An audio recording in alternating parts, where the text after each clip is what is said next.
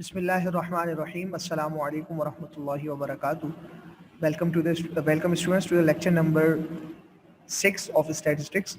जैसे कि आपको याद होगा कि हमने जो है वो MCQs को हमने डिस्कस करना स्टार्ट किया है और हम जो है वो उसी सिलसिले को आगे बढ़ा रहे हैं अभी। और हमने जो है वो बहुत सारे MCQs आपसे डिस्कस कर चुके हैं और आज भी जो है वो कुछ MCQs जो है वो आपकी स्क्रीन पर ये नज़र आ रहे होंगे। तो हम एक एक वन बाय वन इसको जो है इंशाल्लाह ताला डिस्कस करते हैं। तो 78 जो है यहाँ पर मेरे पास सबसे पहला MCQs लिखा हुआ है, तो हम यहीं से स्टार्ट लेते हैं। तो लिखा हुआ है the number of family members in a family is an example of, यानी कि आपके फैमिली के जो लोग हैं अगर हम उनकी तादाद को देखें तो वो क्या है, वो किस चीज़ की एग्जाम्पल है। आया क्वालिटेटिव वेरिएबल है, डिस्क्रीट वेरिएबल है, कंटिन्यूस वेरिएबल है या नन ऑफ दीज है। तो देखें इसके अंदर जो है क्वालिटेटिव तो हो ही नहीं सकता क्योंकि फैमिली मेंबर्स की जो तादाद है वो हम किसी यानी कि क्वालिटी के अंदर तो डिफाइन नहीं करते, हम तो नंबरों में डिफाइन करते हैं, भाई 4 हैं, 6 हैं, 8 है, 10 है, इस तरह हम कह रहे होते हैं। अब बाकी रह गया डिस्क्रीट वेरिएबल और कंटिन्यूस वेरिएबल। इसका कॉन्सेप्ट भी आपके जहन में बैठ गया होगा इंशाल्लाह ताला कि डिस्क्रीट वेरिएबल वो वेरिएबल होता है जिसके अंदर हम नंबर्स को पॉइंट में ना लिख सकें, और कंटिन्यूस वेरिएबल वो वेरिएबल होता है जिसके अंदर हम नंबर्स को पॉइंट में लिख सकें। तो चुनांचा मेंबर जो है वो जो घर के अफराद होते हैं हम उनको 5.5 तो नहीं कह सकते, 6.5 नहीं कह सकते कि मेरे घर पे 6.5 लोग रहते हैं, यानी कि 5.5 या 6.5 लोग रहते हैं। तो इसका मतलब ये होगा कि इसका जो आंसर है वो डिस्क्रीट वेरिएबल होगा। ठीक है, डिस्क्रीट वेरिएबल जो है वो इसका आंसर होगा कि वहाँ मेंबर्स की फैमिली मेंबर्स की तादाद जो है वो पॉइंट में नहीं आ सकती। आगे देखते हैं हम, colours of flowers is an example of. ठीक है, फ्लावर्स की जो कलर होता है वो किस चीज की एग्जाम्पल है, तो आपको पता है वो फिर क्वालिटेटिव वेरिएबल हो जाता है। ऑप्शन नंबर ए इसका जवाब होगा। क्यों? क्योंकि वो जो कलर्स हैं उसको हम जो है वो नंबरों में डिफाइन नहीं कर रहे होते, नंबरों में एक्सप्रेस नहीं कर रहे होते, बल्कि हम उसकी क्वालिटी बता रहे होते हैं कि भाई ये रेड कलर है, ये ब्लू कलर है, ये पिंक कलर है और ये येलो कलर है। इस तरह के कलर्स पे हम जो है वो बात कर रहे होते हैं। आगे देखते हैं, height of students in a class is an example of. अब अच्छा, स्टूडेंट्स की जो हाइट है उसको हम क्या कहेंगे, तो आपको पता है इसका जो आंसर होगा वो कंटीन्यूअस वेरिएबल होगा। क्यों कंटीन्यूअस वेरिएबल होगा भाई? क्योंकि स्टूडेंट्स की जो हाइट होती है उसको हम नंबरों में लिखते हैं और पॉइंट में भी लिखते हैं। क्वालिटी तो हो ही नहीं सकती ना, हाइट जो है हम नंबर में बता रहे होते हैं। जैसे हम आपने सुना होगा मैं जो है वो यानी कि मेरा कद जो है वो 5'7" है। 5'7" का मतलब क्या होता है भाई? 5.7। ठीक है ना, कि वो इतना जो है वो यानी कि उसका इतना लंबा कद है। तो चलो इसको हम पॉइंट में लिख सकते हैं, तो कंटीन्यूअस वेरिएबल इसका आंसर होगा।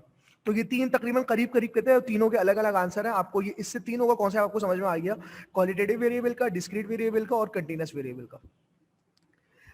81 को देखते हैं हम। 81 में लिखा हुआ है, source of collecting secondary data is. जी, सेकेंडरी डाटा को कलेक्ट करने का जो सोर्स है वो क्या है?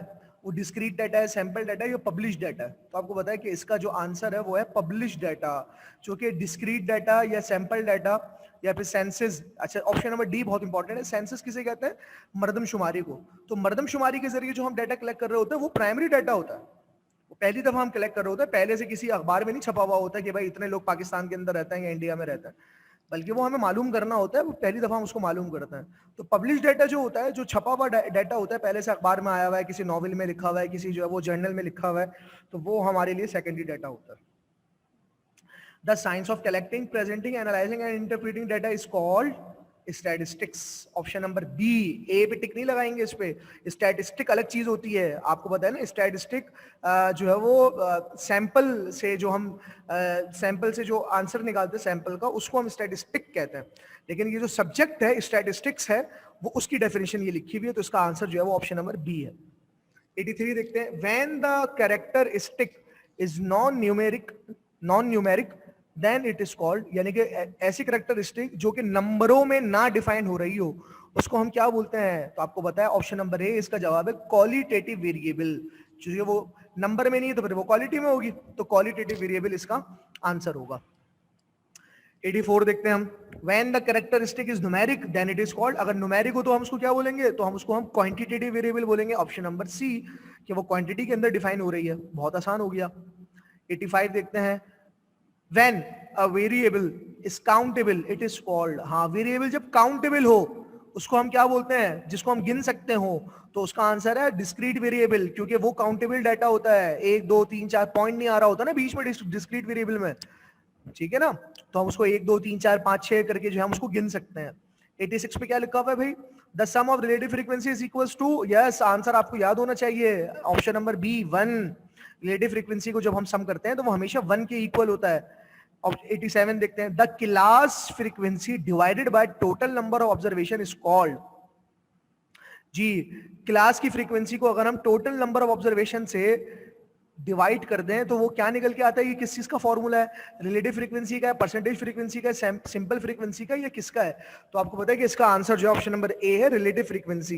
देखिए रिलेटिव फ्रीक्वेंसी का जो फॉर्मूला हमने न्यूमेरिक पढ़ा है ना, सिंबॉलिक जो हमने पढ़ा है, वो क्या पढ़ा है हमने? F divided by summation F.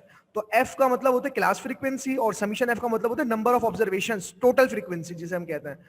तो इस वजह से इसका आंसर जो है वो रिलेटिव फ्रीक्वेंसी होगा। 88 देखते हैं हम, the group data is called are called, the group data are called, group data को क्या कहते हैं भाई? Secondary data, primary data, raw data या सैंपल डेटा। ठीक है, तो जो ग्रुप डेटा होता है वो असल में जो है वो हम यूं कह सकते हैं उसको हम रॉ तो नहीं कह सकते, सही है ना? अच्छा, सेकेंडरी और प्राइमरी का ताल्लुक भी इससे नहीं होता, तो उसको हम सैंपल डेटा, इसका जो है वो जवाब होगा ग्रुप डेटा का। 89 पे क्या लिखा हुआ है? The data arranged in ascending और descending order of magnitude are called. जी, जो डेटा असेंडिंग या डिसेंडिंग ऑर्डर के अंदर जो है वो लिखा हुआ हो वो कौन सा डेटा होता है? तो उसको बोलते हैं हम एरे। याद रखिएगा ऑप्शन नंबर ए है एरे, कि जब किसी डेटा को हम असेंडिंग या डिसेंडिंग ऑर्डर के अंदर, असेंडिंग ऑर्डर मतलब क्या होता है? छोटे से बड़े नंबर्स, और डिसेंडिंग ऑर्डर का मतलब क्या होता है? बड़े से छोटे नंबर्स। चुनांचा उसको एरे इसका जवाब होगा। 90 में लिखा हुआ है, in a percentage frequency distribution the total of percentage frequencies is always equals to 100%। Percentage हमेशा टोटलिटी के अंदर 100% होती है। तो ये आपको ये कुछ एमसीक्यूज थे आज, बहुत इंटरेस्टिंग एमसीक्यूज थे, और कुछ जो है वो कॉन्सेप्चुअल एमसीक्यूज थे। आप इसको जो है वो दोबारा जो है वो इसको गौर से देख लीजिएगा, और अगर ना समझ में आए तो ज़रूर जो है वो मुझसे पूछिएगा। इंशाल्लाह नेक्स्ट लेक्चर में फिर आपसे बात होती है। अपना ख्याल रखें। जज़ाकुमुल्लाहु खैरन। अस्सलामु अलैकुम वरहमतुल्लाहि वबरकातुहू।